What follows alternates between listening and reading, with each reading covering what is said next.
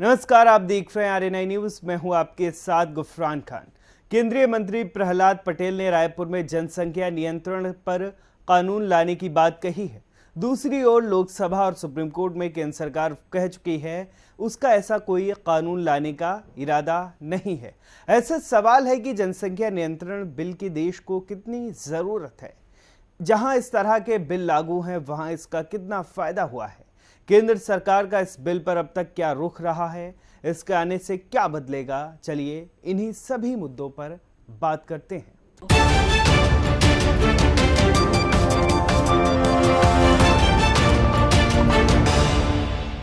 केंद्रीय मंत्री प्रहलाद पटेल ने कहा जल्द ही जनसंख्या नियंत्रण के लिए कानून लाया जाएगा।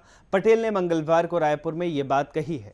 ये पहली बार नहीं जब देश में जनसंख्या नियंत्रण कानून को लेकर चर्चा चल रही हो। इससे पहले पिछले साल जुलाई में उत्तर प्रदेश के स्टेट लॉ कमीशन ने जनसंख्या नियंत्रण कानून का ड्राफ्ट जारी किया था। इस पर आपत्तियां और सुझाव मांगे गए थे। वहीं दूसरी ओर लोकसभा में केंद्र सरकार ने कई बार कहा कि उसका जनसंख्या नियंत्रण से जुड़ा कोई भी कानून लाने का इरादा नहीं है। क्या जनसंख्या नियंत्रण कानून लाने की जरूरत है?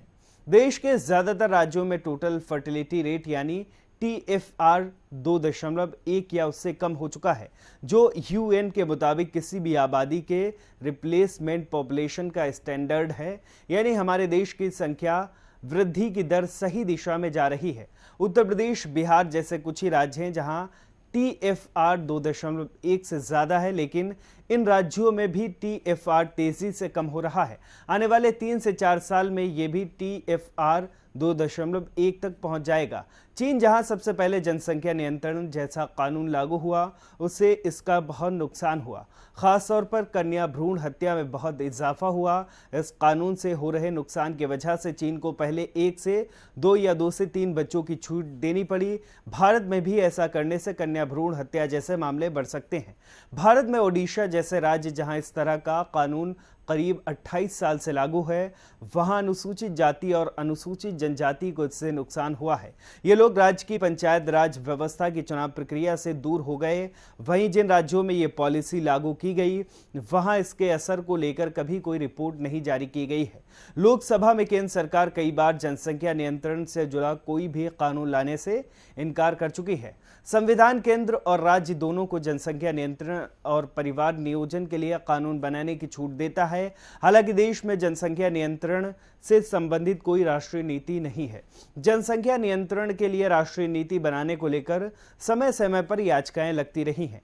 1981 में एक मामले में सुप्रीम कोर्ट ने एयर इंडिया के उस आदेश को बरकरार रखा जिसमें उसने तीसरी प्रेगनेंसी पर अपने फ्लाइट अटेंडेंट को नौकरी से निकाल दिया था। सरकार की ओर से हुए 5वें राष्ट्रीय परिवार स्वास्थ्य सर्वे के आंकड़े हाल ही में आए। इसके मुताबिक उत्तर प्रदेश, बिहार समेत केवल 5 राज्य ऐसे हैं जहां कुल प्रजनन दर 2.1 से ज्यादा है। बिहार में प्रजनन दर सबसे ज्यादा 2.98 है।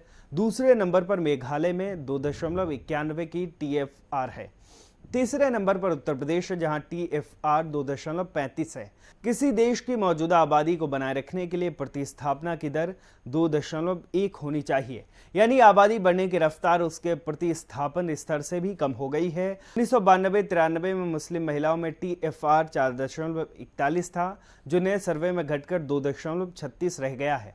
हालांकि अभी ये सभी धर्मों में सबसे ज्यादा है। वहीं हिंदू महिलाओं में इसी दौरान TFR 3.30 से घटकर 1.94 हो चुका है। फिलहाल आरएनआई के इस वीडियो में आज के लिए बस इतना ही। ऐसे ही तमाम खबरों के लिए बने रहिए आरएनआई न्यूज के साथ। हमारे चैनल को लाइक करें, सब्सक्राइब करें, बेल आइकन को जरूर दबाएं और वीडियो को ज्यादा से ज्यादा शेयर करें। देश दुनिया की तमाम खबरों को नए अंदाज में देखने के लिए बने रहें हमारे साथ और देखते रहें आरएनआई न्यूज।